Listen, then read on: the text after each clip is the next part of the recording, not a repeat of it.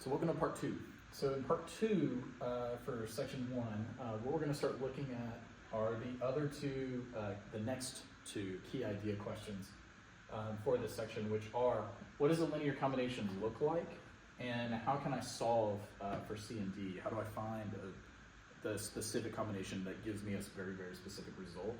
Now, I noticed in terms of the teaching notes, these are actually kind of backwards from what you'll see in terms of the key ideas. This one is a little bit more focused with the key idea number 2. This one's a little bit more focused with key idea number 3.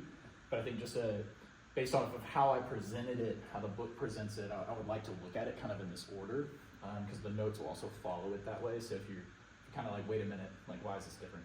That's why. To help answer what does a linear combination look like, again, we're going to go back to a dimension 2 set of vectors. Dimension 2 because there are 2 elements, there are 2 components. We can think about these components much like you do in algebra as this is a 2-dimensional space. So this board, this whiteboard by itself is 2-dimensional space, your computer screen is 2-dimensional space, your sheet of paper, the page of a textbook, etc. And what we use is the Euclidean coordinate system, the rectangular coordinate system, to help model this. And there's so many applications of this in vectors with physics and sciences, computer listings. So our linear algebra is a kind of a key class if you're going into engineering, computer systems and programming. Logic is another big one. That's a fascinating course as well. Now, a lot of this, again, is found in the basic intros. Hopefully this, I'm going to go a little quickly, but just to help illustrate the point, let V be the vector 2, 1, W be the vector 2, negative 1. These are a little bit different from what we used in the first video. If I want to plot this, if I want to graph this, so if I go to the rectangular coordinate system, in standard position, we're always starting at 0, 0. The vector V would initially give me this vector here and would land me at the point 2, 1.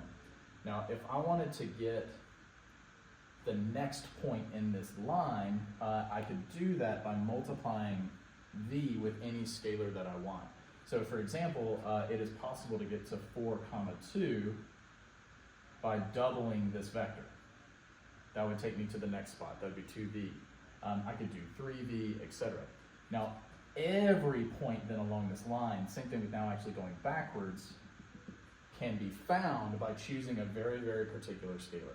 Because all we're doing is resizing this line. We're not changing its actual angle. I can flip its direction, but the line itself would stay the same. So this CV actually gives me every possible combination along this line, but it won't give me any other combination. Remember, that was one of the big kind of ideas of what does this look like. Does it give me every point, or does it only give me the points along the line? So CV will only give me the points along this line. And again, I can create these by going backwards, so I could say negative V. But if I have another vector that's not on this line, so for example, 2, 1, so this time 2 steps down 1, to create this new vector here, W. Now, if I create any kind of scalar, let's say dW, now I can get any point along this line. And I apologize with the curve. But notice, based off of what I have here, I have every point along here, I have every point along here. But is it possible to get any of these points in these other spaces? And when I ask that question, we're kind of asking this question, CV plus DW.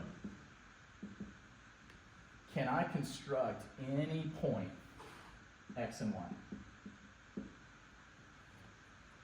If I can, then what I would be describing is the plane, because I can get every single point on this board. If I can't, when I'm going through and adding these combinations, then I'm only going to be able to construct points along a single line. Now, to help see this problem, what we can do is kind of choose some very, very specific points. For example, what if I chose C and D to both be 1? So I said, all right, let's just do v plus w. Because we know what v and w are, I can add these two vectors, and I want you to notice that this is going to give me the vector for 0. So now, if I'm constructing this new vector here, it is possible to get every point along this line now. Essentially, I can get every point along the x-axis. The next thing I could do is, what if I did v minus w? What if I let c be 1, but I let d be negative 1? Well, if I go through and I take these two vectors, and I do this vector minus this one, this would create 0, 2. Now I'm creating this vector, and now I can scale this answer however I want by multiplying both of these by 4 or 5 or 6. And now I can get every point along the y-axis. Well, I can repeat this process again. What if I let c and d be 0? This gives me the origin, which makes sense. If I zero out both vectors, that gives me the 0 point there. So now I have every point along the y-axis. I have every point along the x-axis. I have the 0 point. I have this line, this line. If I go through and I let c be anything I want, we talked about here, I let d be anything I want here. Sorry, that labeling is kind of throwing me off. Now I can go through and do any combination to give me any of these other points. Because if I want to get to here, then that means I could take v and I could add w to get me there. I could find the right scalar to get me to this point, since they're not on the same line. So this is kind of showing me that I can find values of c and d to produce any value x and y. It can create every single point.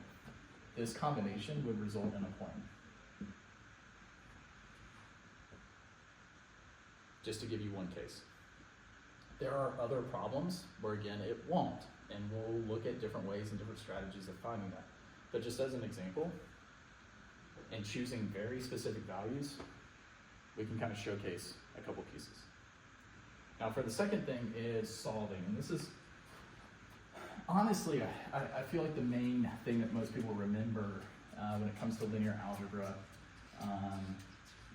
the most applicable piece to mathematics that you've seen up to before is how do we solve for those specific C's and D's? Because even like if you're looking at that prior board, and I was kind of thinking of questions that people would counter with in my head, was, well, how do I know I could get to that one point that I drew, right? How do I know that if I just go here to here, like that would work? Well, when you ask that kind of question, you're really asking this question, right? What combination of V and W does it take to get to here? And when we're trying to solve that, there's a couple different ways that we could look at it. I mean, primarily, if we're asking this question, does this equal to B? We let B represent that other vector. With our vectors we have, we're looking at something like this.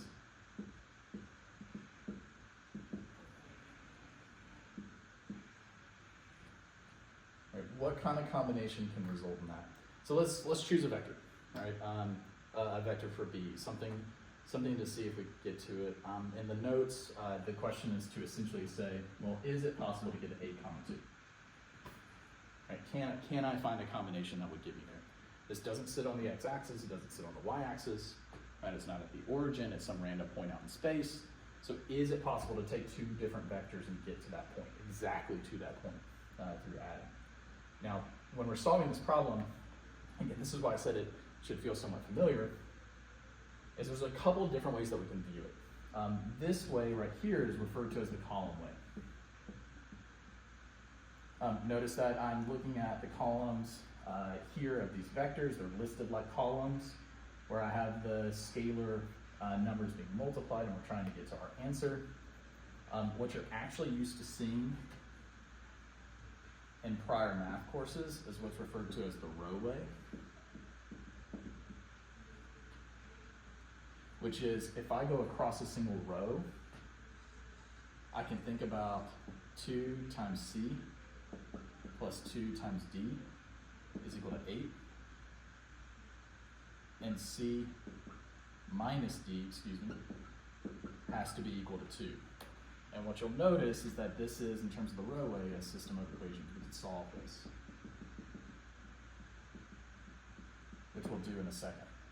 The third way that I just want to help illustrate, and this again is what I think most people, when they think linear algebra, they kind of picture this, is what's known as the matrix way. So if you think back to the previous video, we talked about how I could take these individual vectors and I can represent them as a matrix. So I could take V and W and call that a matrix A by listing them as the columns of that matrix. So I could say 2, 1, and 2, negative 1.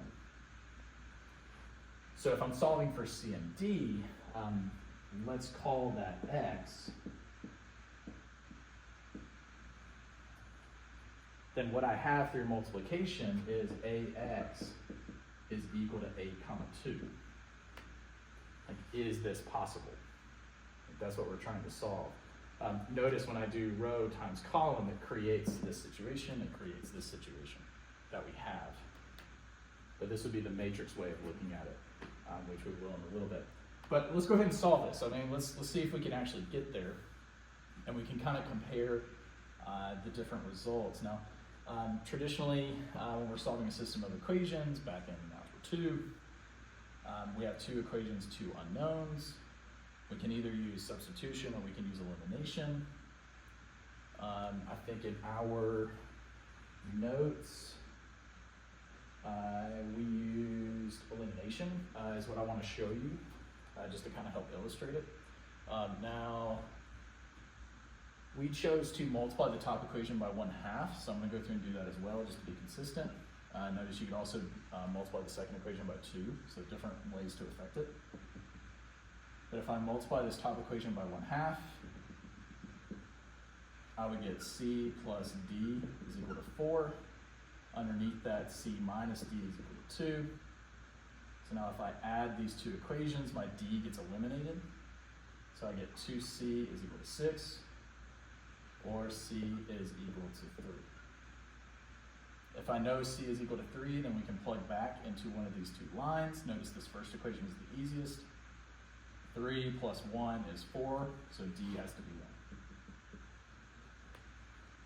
And so if I go back to our column way with C and D, the 2 values that we have, notice that 3 times my vector 2, 1, plus 1 times my vector 2, negative 1, will give me 8, 2.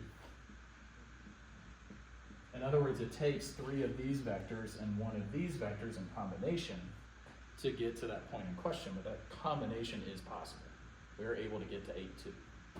And what's really interesting with this, and we'll talk about different ways to find this later on, is we can actually find any x and y. You could do this with any 2 points, and I would encourage you to try and pick your own 2 components here for B, and again, they have to be in a dimension of 2, and try to solve, like, can you find a C and D for that?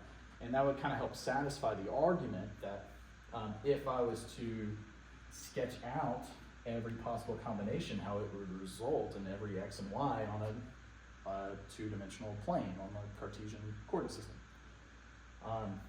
And so you could test that out if you would like to.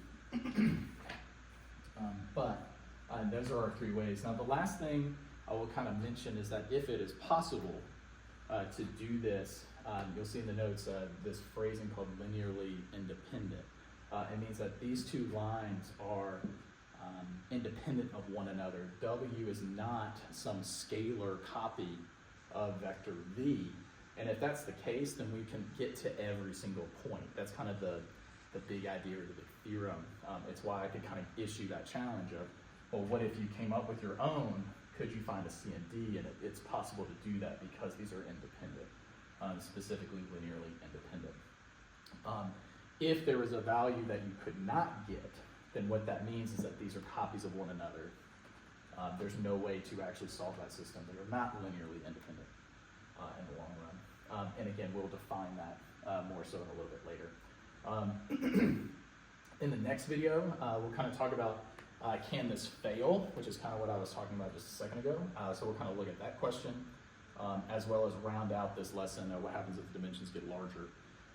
If these problems get a little bit harder, how do I approach that? How do I look at that? And we won't be solving too many examples, but at least kind of showcasing some big ideas.